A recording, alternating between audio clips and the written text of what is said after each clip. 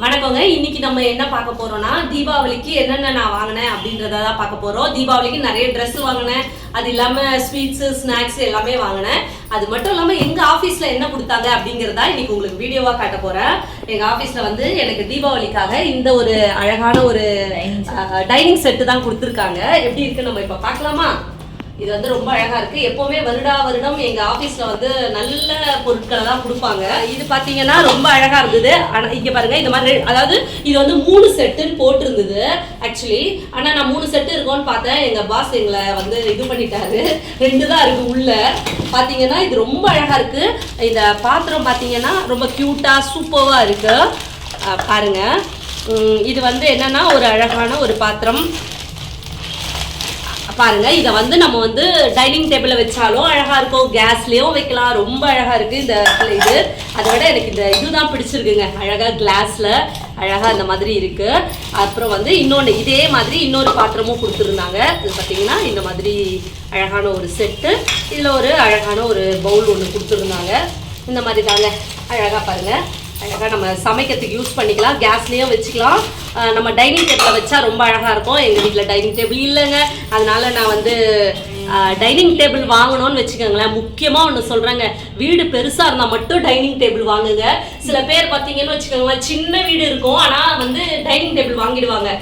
ஆசைப்பட்டது எல்லாமே நம்ம வாங்கலாங்க, ஆனால் வீடு பெருசாக இருந்தால் நம்ம எல்லாத்தையும் வாங்கிக்கலாம். வீடு சின்னதாக இருந்தால் டைனிங் டேபிளை அட்லீஸ்ட் சின்னதாக வாங்குங்க.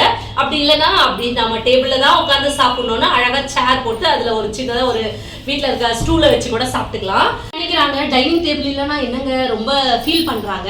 டைனிங் டேபிளில் சாப்பிட்றத விட இங்கே பாருங்க, இந்த மாதிரி நம்ம உட்காந்து சப்பாங்கால் போட்டு இந்த மாதிரி உட்காந்து நம்ம சாப்பிடும் பொழுது தான் நமக்கு டைஜஸ்ட் ப்ராப்ளம் எல்லாமே வராது. ஜீரணம் ஆகலை அப்படின்ற பிரச்சனையே வராது. ஸோ வீட்டில் டைனிங் டேபிளில் இருந்தீங்கன்னா சமைச்சு எடுத்துகிட்டு வந்து வச்சுடுங்க. ஆனால் சாப்பிடும்போது கீழே உட்காந்து சாப்பிட்டீங்கன்னா அது ரொம்ப நல்லதுங்க. இப்போ இருக்க ப்ராப்ளத்துக்கெல்லாம் டாக்டர் என்ன சொல்கிறாங்கன்னா காலை இது மாதிரி மடித்து உட்காருங்க அப்படின்னு சொல்கிறாங்க. முடியலன்னா இப்போவே ட்ரை பண்ணிகிட்டே இருந்தீங்கன்னா அதுவும் கண்டிப்பாக முடியும். இதை வந்து இண்டக்ஷன்லையும் வைக்கலாம், கேஸ்லேயும் வைக்கலாம். ஒன்றுத்தில் பால் வச்சுக்கலாம், ஒன்றுத்தில் குழம்பு வச்சுக்கலாம், ரசம் வச்சுக்கலாம், எல்லாம் வேணால் வச்சுக்கலாங்க. இதுதான் எங்கள் ஆஃபீஸில் எங்களுக்கு கொடுத்தது. ரொம்ப ஒரு நல்ல ஒரு கிஃப்ட்டு. அதுக்கப்புறம் தீபாவளிக்காக எங்கள் ஆஃபீஸில் கொடுத்த ஒரு பட்டாசு தாங்க. எப்போவுமே வந்து சொல்லுவாங்க வேலை நல்லா அமையிறது அப்படிங்கிறது வந்து ரொம்ப நல்ல விஷயங்க. என்னோட பாஸ் வந்து ரொம்ப 2 பாஸுமே ரொம்ப நல்லவங்க. அதனால தான் பல வருஷமாக அந்த ஆஃபீஸில் வேலை செஞ்சிட்ருக்கேன். இங்கே வந்து எனக்கு ஒரு கிஃப்ட்டு, அதாவது பட்டாசு இன்னும் நான் பிரிச்சுட்டு அதுக்கப்புறமா நம்ம அதை தனியாக ஒரு வீடியோ எடுப்போம். நெக்ஸ்ட் வந்து எங்கள் ஆஃபீஸில் வந்து எங்களுக்கு ஸ்வீட் கொடுத்துருந்தாங்க. அந்த ஸ்வீட்டை தான் இப்போ நம்ம பார்க்க போகிறோம். ஸ்வீட் வந்து முதல்ல வந்து இந்த மிக்சர் கொடுத்துருந்தாங்க. 2 மிக்சர், அதாவது 1 கிலோ மிக்சர் கொடுத்துருந்தாங்க. அதுக்கப்புறம் பார்த்தீங்கன்னா ஸ்வீட் என்ன ஸ்வீட் கொடுத்துருக்காங்கன்னு பார்ப்போமா? நிறைய. இது வந்து மில்க் ஸ்வீட்டுங்க. நான் அதாவது வண்டியில் போடும்போது நான் ஆட்டி கொண்டு வந்துட்டேன், அதனால தான் இந்த மாதிரி ஆயிடுச்சு. அழகாக இந்த மாதிரி ஒரு மில்க் ஸ்வீட் தான் கொடுத்துருக்காங்க. எல்லாரும் சாப்பிடுங்க மில்க் ஸ்வீட்டு.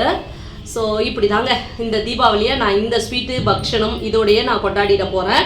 தனியாக எதுவுமே வாங்கணுன்ற அவசியமே கிடையாது. இந்த ஸ்வீட்டே சாப்பிட்றதுக்கு வந்து உண்மையே சொல்லணும்னா ஸ்வீட் சாப்பிட்டா வீட்டில் யாரும் சாப்பிட்றதில்ல. முக்கியமாக என் பையன் வந்து ஸ்வீட்டே சாப்பிட மாட்டான்.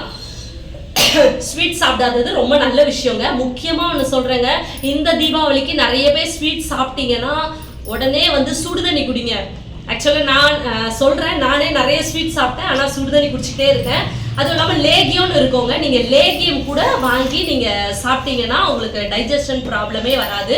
நம்ம நிறைய ஸ்வீட் சாப்பிட்றோம், அதுக்காக நம்ம லேகியம்லாம் நிறைய சாப்பிடுங்க. அதெல்லாம் சாப்பிடுங்க. ஜீரக தண்ணி குடிங்க, ஓம வாட்டர் குடிங்க. இதெல்லாம் நீங்கள் செஞ்சீங்கன்னா தீபாவளி வந்து ரொம்ப ஸ்வீட்டாக சூப்பராக போகும். இல்லாட்டி அந்த மாதிரி இருமல், சளி, ஜலதோஷம் அப்படின்னு சொல்லிட்டு அந்த மாதிரி தாங்க போயிடும். இந்த தீபாவளியை ரொம்ப சிறப்பாக கொண்டாடுங்க, ரொம்ப சேஃபாக கொண்டாடுங்க. பட்டாசு வெடிக்கும் போது குழந்தைங்க பக்கத்துலேயே இருங்க, தண்ணி பக்கத்தில் வச்சுக்கோங்க. ரொம்ப சேஃபான தீபாவளி, எந்த ஒரு பிரச்சனையும் இல்லாமல் எல்லாருமே சந்தோஷமாக தீபாவளியை கொண்டாடுங்க. கோவிலுக்கு போங்க, சந்தோஷமாக தீபாவளியை கொண்டாடுங்க. ஸ்லிப்பர் போட்டு பட்டாசெல்லாம் வெடிங்க, ரொம்ப இம்பார்ட்டன்ட். வாளியில் தண்ணி வச்சுக்கோங்க. ரொம்ப சேஃபாக தீபாவளியை கொண்டாடுங்க.